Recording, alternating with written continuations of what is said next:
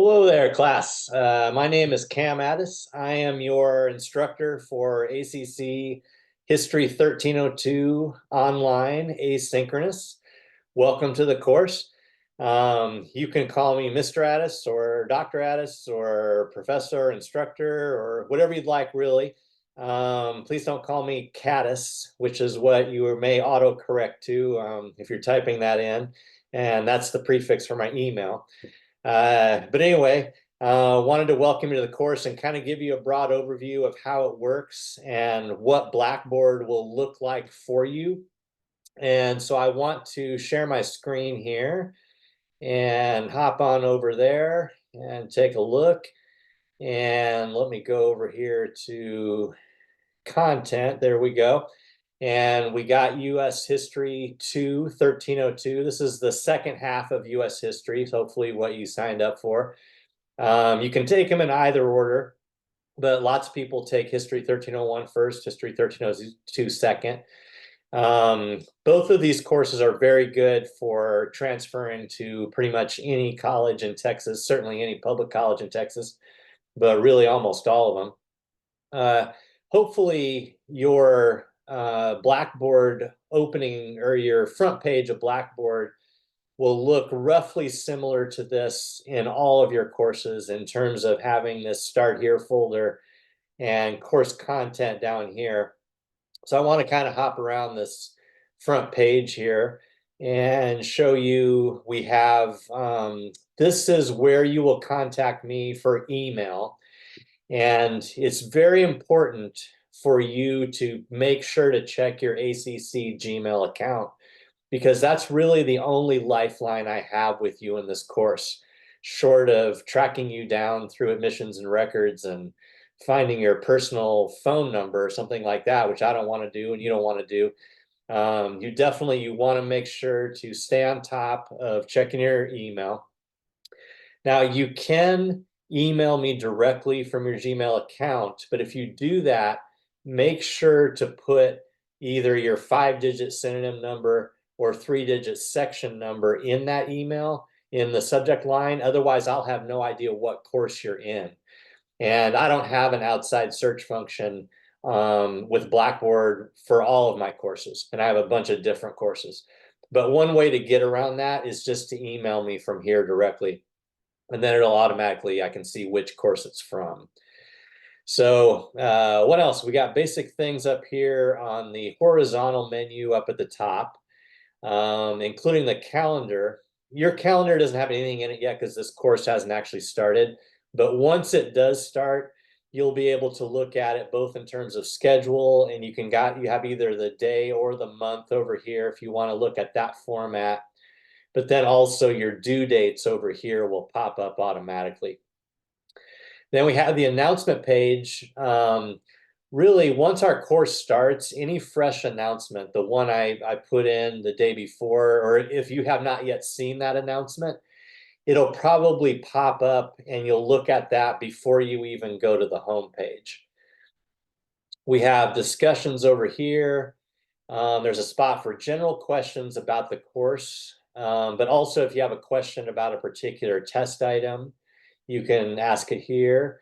Your grade book is up here, and you'll have all of your assignments there, and then more or less in chronological order as you go through the course, and you can track your score and all of that. Messages is really going to tie back to emails, previous emails I've sent, for the whole group, that is, not individually. Don't worry about these two for right now. I want to go down and look at, especially these top two categories are the top three categories for our course are the most important. For face-to-face courses, you'll also maybe have a course schedule pop up right here, but we don't have any regular meeting times or lectures or anything like that for our course. So I want to go over here to Start Here. And as the name suggests, this is a good place to dive into. We got the basic faculty information there. We have introductory videos, and we're going to have basically the same one that you're looking at now here, and the opening assignment is going to be over here. And then we have a whole video here on how to read our textbook. which is a free online textbook, or OER, Open Educational Resource, textbook that I wrote, partly to save you guys money because textbook prices are so high. And then we got down here my general teaching philosophy, and that explains kind of how and why the whole course is put together the way it is. It's really kind of a combination of objective testing on knowledge with an interpretive essay that gets more into critical thinking. Well, there's a lot of critical thinking aspects in the textbook as well. And then the fourth video is really more about calendar keeping and time management. And I would advise looking at that as well, although that one is not required.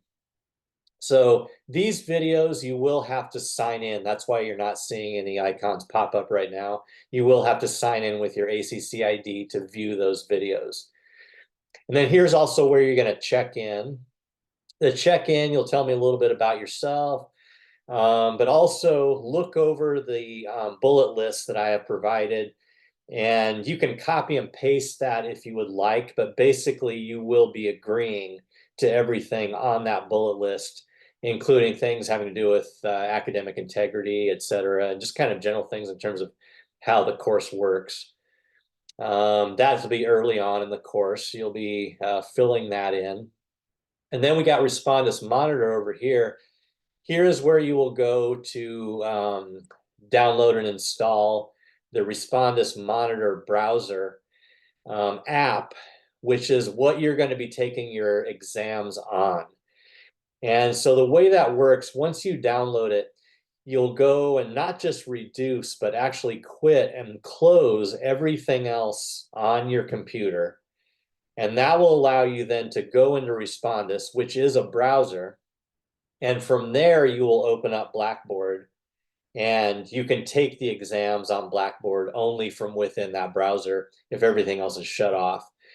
So basically this kind of, we used to have ONL students come in, take exams at ACC campuses, but the basic feedback was they kind of got used to taking them online during COVID, and the basic feedback we're getting is people would prefer to do it this way rather than come into campus. It's not perfect.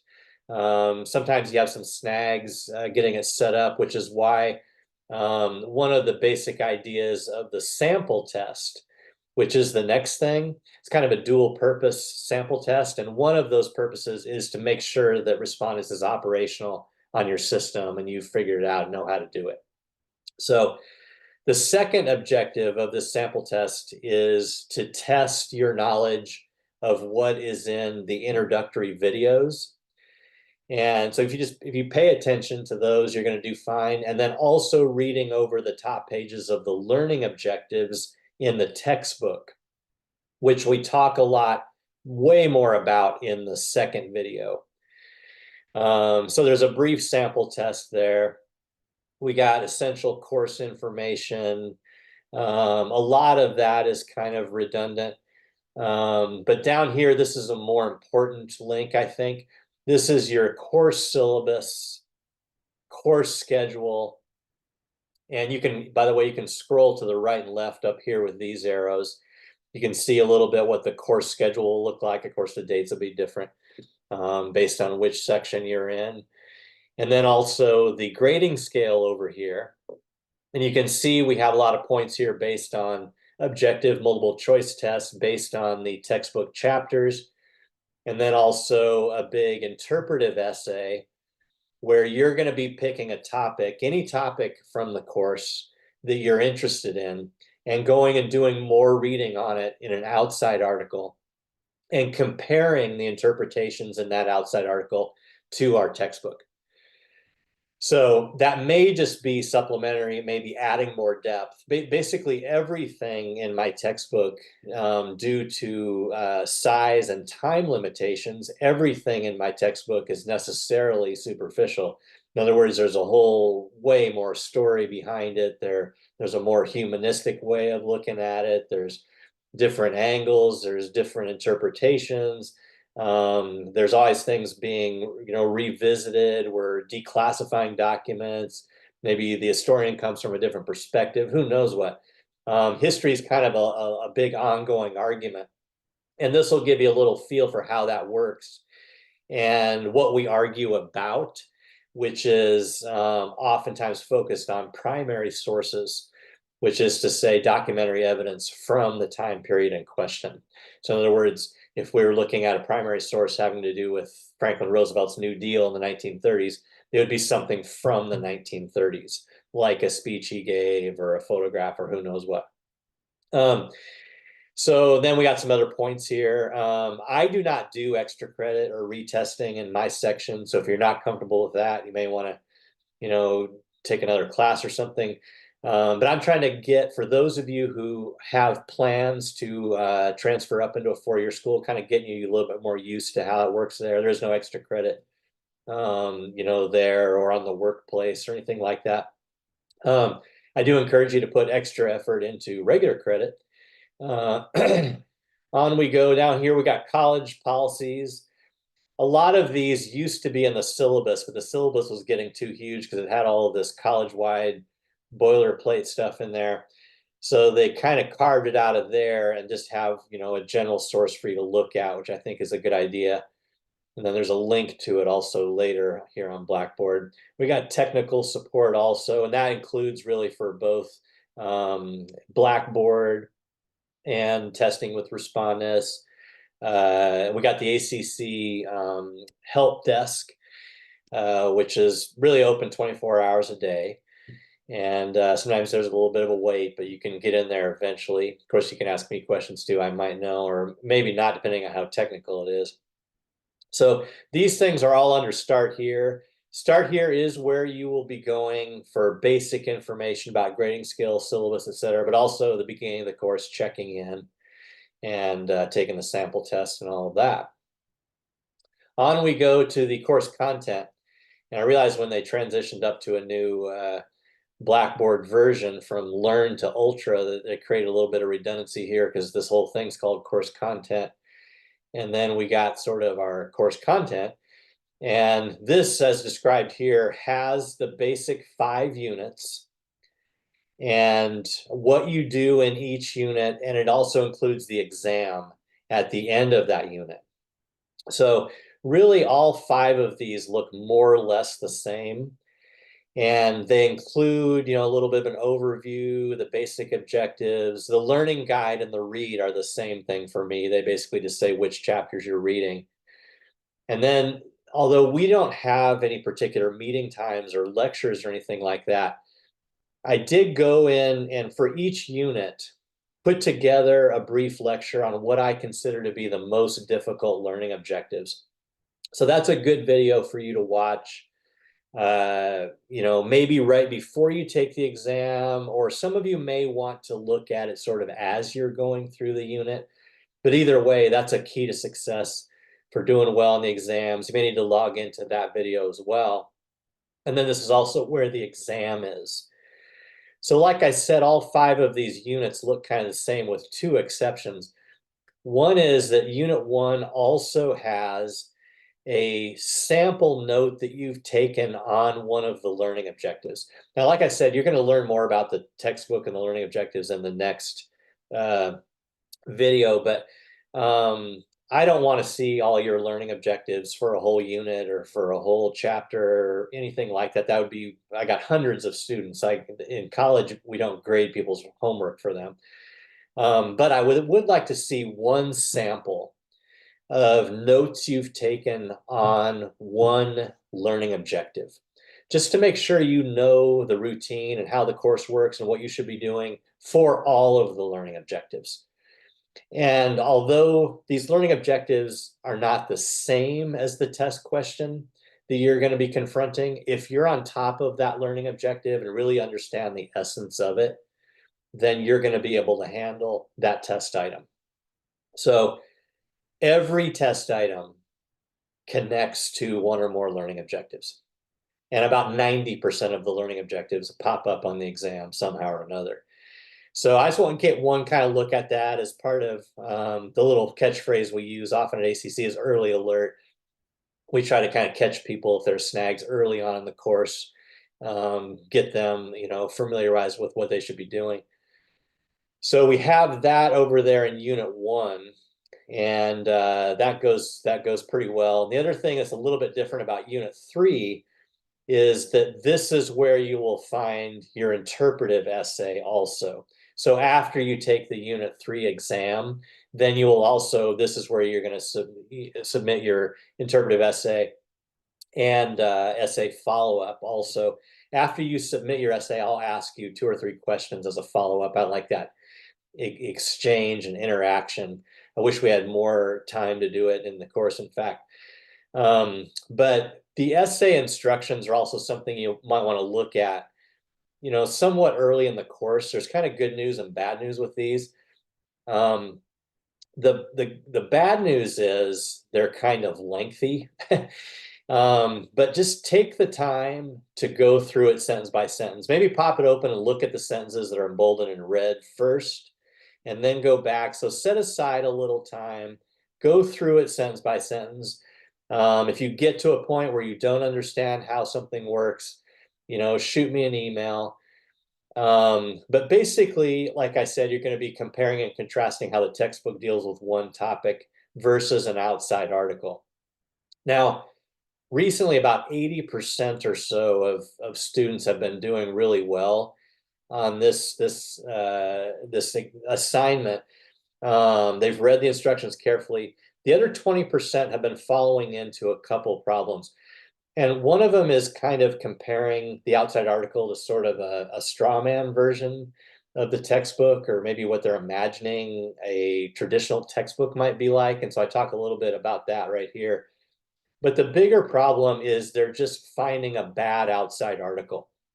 You do not want a simple informational entry about a topic like you would find on history.com, or an encyclopedia entry, or something that just has the basic facts. That defeats the purpose of the assignment. We want to look at an article that has a thesis and an opinion, and has a fresh take, and is kind of saying, hey, the traditional way of looking at this topic, I got a better way of looking at it for whatever reason based on my interpretation of the evidence or primary sources. So I help you along here a lot by providing, the sorts of platforms where you can find these articles, and you can just use the search function in them. And then, you got also JSTOR, which with your ID, you can get into the ACC library. And they have databases like JSTOR that have basically, every scholarly article that's ever been written on anything. And there again, you can just use the search function. So anyway, it ends up being a pretty good article. Most students do pretty well on it. Don't hesitate to ask me any questions that you may have on it. Yes, so like I said, the bad news is these instructions are a little bit long. The good news is they're very thorough, and if you read them, you'll do fine on that assignment. So we have the 5 learning units 1 through 5 up there under content. Those include also the exams. Here we have a link to the textbook. Now, when you see this video, the second video, it talks about the textbook. That starts off in the old Blackboard. I apologize for that, but a different link and a different menu. Your link is from here, and this will take you to the website of History Hub, which is our textbook. And you can just look at that from anywhere, actually, any browser. You don't need to be coming at it from within Blackboard, in other words. Now, we may add a password on here. We're having some problems with the password because when we do add it, it makes you enter it with each page change, which is not ideal, although it's not a huge problem. But anyway, that is the password if that's set up. But you can also get at it from within Blackboard. There again, I would not read that on your phone. There's not a mobile version of it. And so the formatting gets all knocked off. Gets all wonky if you try to look at it on your phone. So I would look at it either on an iPad or a laptop, or even better yet, a desktop monitor, if you happen to have one of those dinosaurs around your house anywhere. Now, our textbook is housed on a WordPress server offsite. If for some reason that goes down, and knock on Formica, That hasn't been happening much lately, but when it does, that obviously throws us off. And so we have backups over here. Now, on the original video, I point out that the front page of History Hub has some good text-to-speech software for those that need that. That's no longer there because ACC decided they prefer to house that within Blackboard. And if you go into the History Hub backups, the PDFs, not only do you have access to all the chapter backups, but over here, you can get the audio versions. You can also get EPUBs, and the formatting there is not too bad. It's not perfect, but it's not too bad. The links might not be live the way they are if you look at it online. That's kind of the advantage, I would say, of looking at it online is you can pop around with all of the live links, etc.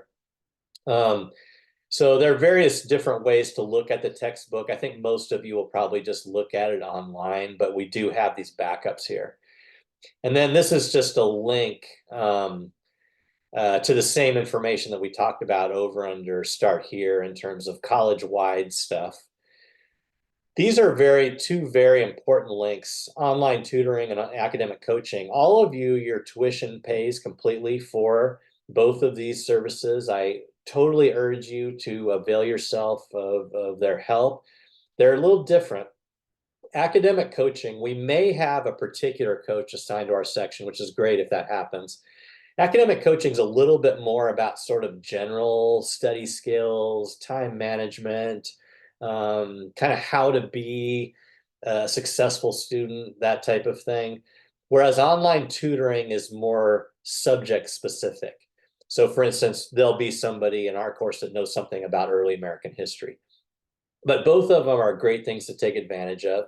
We'll have the course evaluation. That won't be till later in the course, but that'll show you how to do it. And then where to do it when you do go to do it is up here, over here under books and tools. Academic integrity. Obviously, you can't cheat or plagiarize or anything. The written work in this course is set up to filter for all of that under Safe Assign. But also, I do not want you to use generative AI for your written work. And this, I understand, is a little bit confusing. It may vary a bit from course to course. You may have some instructors, ones that are younger and smarter than me, that are, really leaning into it and having you use AI as part of your assignment or something like that. That's great. In this course, I don't want you using it except for really old school AI, which is basically grammar and spell check, which you'll be doing within any word processor you use, whether it be Microsoft Word or Google Docs or anything like that. When you feel like you're done drafting your work, just go up under there, and I even have an instructional video on this that's under each assignment. But go under there and just click on that. It'll take less than a minute. You clean that up. And that's a good thing to get used to moving forward. That way your instructor can focus on the content. You for sure want to do that in high stakes scenarios like job applications and just when you get out in the work world, when you're communicating with clients and customers and things like that, it's good to clean things up as much as possible. I know I can't write a clean email to save my life without having, Grammarly come in there and help out or something. But don't use generative AI or premium Grammarly for your writing, but do use spell check and grammar check. What else? Obviously, other forms of basic cheating are also will result in an F. This is a very good thing. This Back to Basics primer I put together. The fancier pedagogical term is vertical text set. But this is for people that maybe feel a little bit rusty with American history. Maybe you never haven't had an American history course, or maybe you did, and it was 20 years ago, and you're a returning student. In our society today, none of us are specialists in everything. We all have weak spots. As an ACC faculty member, I have the opportunity to go take a class each semester if I want. And I oftentimes go way outside my comfort zone. And I'm basically new to something, and I'm maybe kind of thinking, hey, I wish I could kind of take a peek at like an 8th grade textbook here, just to kind of brush up before I go dive into the what we're doing. Well, this presents an opportunity for you to do that. This textbook right here, for instance, is very small, big font. It's only, what do we see here? 35 pages of all of US History 2 that you'll be covering. Now, obviously, it doesn't have any direct connection to specific test items or anything like that, or at least maybe incidentally it does. But you can't do this instead of reading our textbook. But if you just want a bit of a primer here to kind of get you up to speed on what's going on, just in case you're feeling a little bit adrift or clueless, which all of us, it's happened to all of us. Don't be embarrassed by that. That's a great source. That's actually the same textbook that they have people read who are immigrating to the United States and naturalizing as citizens to take their citizenship exam. So, good little textbook there. Quick study tips, frequently asked questions. If at the end of the course, if you're thinking, geez, there's one thing I wish I had known at the beginning of the course, don't hesitate to email me. And this is kind of a new project here. I'm still working on building content for the wisdom wall. But anyway, we have all sorts of things here in Blackboard. This is, like I said, the main page. Unless there's a fresh announcement that may pop up first, including this video you're watching now, maybe the first time you come in. Here's where you'll email me from. If I give me 24 hours to respond to your email. If you don't hear back within 2 or 3 days, though, definitely email again. I don't want to overlook an email or anything like that, and I'll make sure to get back to you. What else? This is for those of you who are in a 5-week section for History 1302. We divide it up differently: 5-week, 8-week, 12-week, 16-week. For those of you that are in a 5-week session, this is an intensive course. In other words, this is all of the material for a 16-week course that transfers to Texas Tech, Texas State, Texas A&M, UT, wherever else. And so I have to give you all that material. So you really have to be a self-starter. You have to use a calendar and stay on top of it and hit the ground running. It's not the type of course where you're going to be able to procrastinate and then, sort of dog paddle your way out of that or anything like that. This is a different type course. So you want to spend a few hours a day on this course. Hopefully you'll be able to carve out that time. Good news is take care of the whole thing in 5 weeks. So, excuse me, I have a little cedar fever. I apologize. Hope you're all doing well. Welcome to the course. Move on to video number 2 and read about the History Hub textbook and how you're going to use the learning objectives to help you actively read the History Hub textbook. Thanks very much. Excuse me. I will see you later. Bye.